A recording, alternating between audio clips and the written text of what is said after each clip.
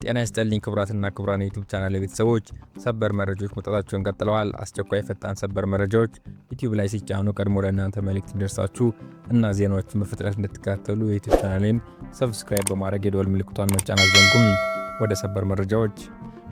ታዋቂው የለንደን ሳምንታዊ መጽሔት ዘ ኢኮኖሚስት ከመጋቢት 12 እስከ መጋቢት 18 ቀን 2018 ዓ.ም በሚቆዩ እትሙ በብዙዎች ዘንድ መነጋገሪያ የሆነ የፊት ገጽ ምስል ይዞ ወጥቷል።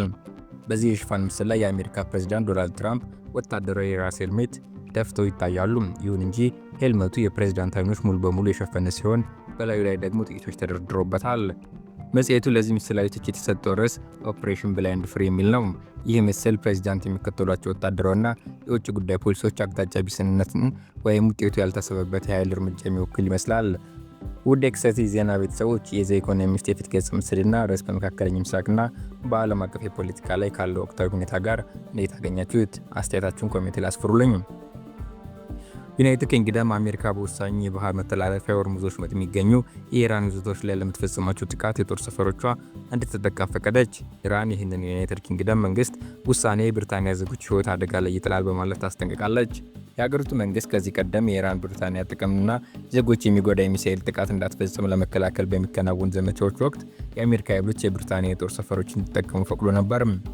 የዩናይትድ ኪንግደም ሚኒስትሮች አርብ ምሽት ባደረጉት ስብሰባ አሜሪካ የጦር ሰፈሮች የምትጠቀምበትን ዓላማ አስፍተዋል። በዚህም በሆርሙዝ ወሽመጥ በኩል የሚያልፉ መርከቦችን መጠበቅን ጨምሮ ለዘመቻዎቿ እንድትጠቀም ፈቅደዋል። ይህ ውሳኔ ቢተላለፍ አሁን የዩናይትድ ኪንግደም ጦርነት ውስጥ በቀጥታ እንደማትሳተፍ የሀገሪቱ መንግስት ባወጣው መግለጫ አስታውቋል። ዩናይትድ ኪንግደም ጦርነቱን በተመለከተ ከያዘችው አቋም ጀርባ ያሉት መሪዎች ተመሳሳይ ሆነው ይቀጥላሉ ብለዋል። የጠቅላይ ሚኒስትር ጽሕፈት ቤት ቃል አቀባይ እንደተናገሩት የጦር ሰፈሮቿ በሆርሙዝ ወሽመጥ መርከቦች ላይ ጥቃት ለመፈጸም የሚውል አቅማችን ኢላማ በማድረግ ለሚከናወኑ የአሜሪካ መከላከያ ዘመቻዎች ጥቅም ላይ እንዲውሉ ሚኒስትሮች ተስማምተዋል። ስለዚህ ውሳኔ አስተያየት የሰጡት የኢራን ውጭ ጉዳይ ሚኒስትር አባስ አርጋቺ የጠቅላይ ሚኒስትር ኪር ስታርመር አሜሪካ የብሪታንያ ጦር ሰፈሮች እንድትጠቀም በመፍቀዷ የብሪታንያ ዜጎች ሕይወት አደጋ ላይ ይጥለዋል ብለዋል። ኢራን ራሷን የመከላከል መብቷን ትጠቀማለች ሲሉ አሳስበዋል። አርጋቼ በኤክስ ገጻቸው ላይ ባጋሩት ልጥፍ በርካታ የብሪታንያ ሕዝብ እስራኤልና አሜሪካን ኢራን ላይ በወሰዱት የጦርነት ምርጫን በምንም መልኩ መሳተፍ አይፈልጉም ብለዋል። የውጭ ጉዳይ ሚኒስትር ስታርመር የራሱን ሕዝብ ችላ ብሎ ዩናይትድ ኪንግደም የጦር ሰፈሮች በኢራን ላይ ለሚፈጽሙት ጥቃት ጥቅም ላይ እንዲውል በመፍቀድ የብሪታንያን ሕይወት አደጋ ላይ ጥሏል በማለት ጽፈዋል። አሜሪካ በኢራን ነዳጅ ላይ የጣለችውን ማዕቀብ በጊዜያዊነት አነሳች። በከፍተኛ መጠን የጨመረው የነዳጅ ዋጋ እንዲቀንስ እያጣረ ያለው የአሜሪካ መንግስት ግምጃ ቤት ቀድሞውንም የባህር ላይ ያለ የኢራን ነዳጅ ለ30 ቀናት ማዕቀብ ነፃ እንዲሆን ወሰነም። የግምጃ ቤት ሚኒስትሩ ስኮት ቤሰንት ይህ የአጭር ጊዜ ፈቃድ 140 ሚሊዮን በርሜል ነዳጅ ወደ ዓለም ኢነርጂ ገበያ እንዲገባ እንደሚያደርግ በኤክስ ገጻቸው ባሰፈሩት ጽሑፍ ገልጸዋል። ይሁን እንጂ ኢራን ከነዳጅ ሽያጭ የሚገኘውን ትርፍ ለማግኘት አዳጋች እንደሚሆንባት ቤሰንት ተናግረዋል። የማዕቀብ ማንሳት ውሳኔው ቀድሞውኑ እየተጓጓዘ ያለ ነዳጅ ብቻ ተገደበ መሆኑን የገለጹት ሚኒስትሩ አዲስ ግዢን ወይም ምርት አይፈቅድም ብለዋል። በመሰረቱ የነዳጅ ዋጋን ለመቀነስ የኢራን በርሜሎች በራሷ በቴህራን ላይ እንጠቀማለን በማለት ጽፈዋል።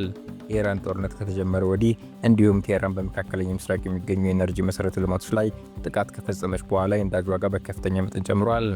የብሬንት ድፍድፍ ነዳጅ አርብ ዕለት የ3 በመቶ ጭማሪ በማሳየት በመርቢር $113 ገብቷል። ይህ ዋጋ ከባለፈው ዓመት ጋር ሲነጻጸር 53 በመቶ ጭማሪ አለው። የትራምፕ አስተዳደር ኢራን ውስጥ ሊደረግ ለሚችል ምድራዊ ጦር ስምሪት ከፍተኛ ዝግጅት እያደረገ መሆኑ ተዘገበ። የአሜሪካ መከላከያ ሚኒስቴር መስሪያ ቤት ፔንታጎን ባለስልጣናት የአገሪቱ እግረኛ ጦር ኢራን ውስጥ የሚሰማራበትን መንገድ በተመለከተ ዝርዝር ማዘጋጀታቸውን በአሜሪካ የቢሲ አጋር የሆነው ሲቢኤስ ኒውስ ዘግቧል። በሌላ በኩል በሺዎች የሚቆጠሩ የአሜሪካ ወታደሮችና 3 ተጨማሪ ጦር መርከቦች ወደ መካከለኛው ምስራቅ የተሰማሩ መሆኑን የዜና ወኪሎች አሶሺየትድ ፕሬስ እና ሮይተርስ ዘገባ አመልክተዋል። ሲቢኤስ ኒውስ በጉዳይ ላይ ገለጻ የተደረገላቸው ምንጮች ጠቅሶ ያወጣው ዘገባ እንደሚያሳየው ከፍተኛ የአሜሪካ ጦር አዛዦች ኢራን ውስጥ እግረኛ ወታደሮችን የማሰማራትን አማራጭ በተመለከተ ዝግጅት ለማድረግ ጥያቄ አቅርበዋል። ምንጮቹ እንደገለጹት ትራምፕ በቀጠናው የምድር ጦር ማሰማራትን በተመለከተ እያሰቡበት ነው። ፕሬዝዳንቱ በምን አይነት ሁኔታዎች ውስጥ እግረኛ ወታደሮች ሊጠቀሙ ይችላሉ የሚለውን ግልጽ እንዳልሆነ ዘገባው ያመለክታል። ትራምፕ ሐሙስ ዕለት በዋይት ሃውስ ከጋዜጠኞች ጋር በነበራቸው ቆይታ ግን ወታደሮችን ወደ የትም አላሰማሩም ብለዋል። ፕሬዚዳንቱ እግረኛ ጦር ሊያሰማሩ እንደሆነ ለቀረበላቸው ጥያቄ ቢሆን በእርግጠኝነት እነግራችሁ ነበር የሚል ምላሽ ሰጥተዋል። ፕሬዚዳንቱ ይህንን ቢሉም ተጨማሪ የአሜሪካ ወታደሮች ወደ መካከለኛው ምስራቅ እየተጓዙ እንደሆነ አሶሺየትድ ፕሬስ እና ሮይተርስ ዘግበዋል። የኤፒ ዘገባ እንደሚያመለክተው ወደ መካከለኛ ምስራቅ የሚላኩት 3 ተጨማሪ ባህር ላይ ጥቃት ፈጻሚ የጦር መርከቦች እና 2500 ወታደሮች ናቸው። የሚሰማሩት ወታደሮች ወደፊት ሊከናወን በሚችል ዘመቻ ላይ ይገዛ ያደርጋሉ ተብሎ እንደሚጠበቅ የሮይተርስ ዘገባ ያሳያል።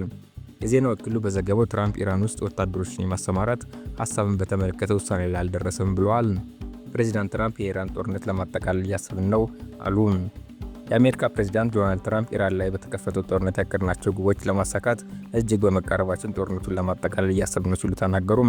ኢራን የዘጋችውን የሆርሙዝ ወሽመጥ የማስከፈት ጉዳይ ግን የመርከብ መተላለፊያ መስመሩን የሚጠቀሙት ሀገራት ኃላፊነት መሆን እንዳለበት ገልጸዋል። ትራምፕ ትሩዝ ሶሻል ላይ በተባለው ማህበራዊ ሚዲያ ገጻቸው ባሰፈሩ ጽሑፍ ግቦቻችን ለማሳካት በጣም የተቃረሙ በመሆኑ ሽብርተኛውን የኢራን አገዛዝ በተመለከተ በመካከለኛው ምስራቅ የምናደርገውን ታላቅ ወታደራዊ ጥረት ለማስቆም እያሰብን ነው ብለዋል። እንደ ፕሬዚዳንቱ ገለጻ ኢራን ላይ የተከፈተው ጥቃት 5 ዓላማዎች ነበሩት። በቀዳሚነት የተጠቀሱት የኢራን ሚሳኤል አቅም ማስወንጫፊያዎችና ተያያዥነት ያላቸው ነገሮችን በጠቅላላ ሙሉ በሙሉ ማዳከም የሚለውን ነው። የኢራን የመከላከያ ኢንዱስትሪ ሰፈርን ማውደም እንዲሁም የሀገሪቱን የባህርና የአየር ኃይል የጸረ አውሮፕላን ጦር መሳሪያዎችን ጭምር ማጥፋት የሚሉን ከግቦች መካከል ጠቅሰዋል። ትራምፕ በአራተኝነት የጠቀሱት ግብ ኢራን ፈጽሞ ወደ ኒውክሌር አቅም እንዳትቀርብ ማድረግና አድርጋ ከተገኘችም አሜሪካ በፍጥነትና በኃይል ምላሽ መስጠት የምትችልበት ደረጃ ላይ እንድትሆን ማድረግ ነው።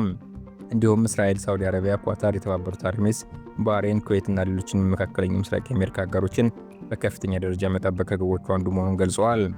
ፕሬዚዳንቱ በዚህ ልጥፋቸው የተለያዩ ሀገራትን እገዛ ጠይቀው በጎ ምላሽ ስላላገኙበት የሆርሙዝ ወሽመጥ ጉዳይም አስተዋል። እንደ አስፈላጊነቱ የሆርሙዝ ወሽመጥ በሚጠቀሙበት ሌሎች ሀገራት ሊጠበቅና ቁጥጥር ሊደረግበት ይገባል፣ አሜሪካ ግን አትጠቀምበትም ሲሉ የባህር መስመሩን ማስከፈት የሀገራቸው ኃላፊነት እንዳልሆነ አመልክተዋል። ይሁን እንጂ ወሽመጡን የሚጠቀሙበት ሀገራት የአሜሪካን እገዛ ፈልገው ጥያቄ የሚያቀርቡ ከሆነ ግን እናግዛቸዋለን ብለዋል። ነገር ግን አንድ የኢራን ስጋት ከተወገደ በኋላ ግን የሆርሙዝ ወሽመጥን መጠበቅ አስፈላጊ የሆነም ቀላል ወታደራዊ ዘመቻ ይሆንላቸዋል ሲሉ ጽፈዋል። ባህሬን 19 ሀገራትን በኢራን ላይ ጠንካራ ጥምረት መሰረቱም። የባህሬን መንግስት ከአውሮፓና ከእስያ ከተውጣጡ 19 ሀገራት ጋር በመሆን ስልታዊ ጠቀሜታ ባለው የሆርሙዝ ወሽመጥ ላይ ጥበቃ የደህንነት እርምጃ ለመውሰድ ዝግጁ መሆኑን አስታውቋል። ይህ ሰፊ ጥምረት የዩናይትድ ኪንግደም፣ ፈረንሳይ፣ ጀርመን፣ ጃፓን፣ ካናዳና ደቡብ ኮሪያን ጨምሮ በርካታ የአውሮፓ ሀገራትን ያቀፈ ነው።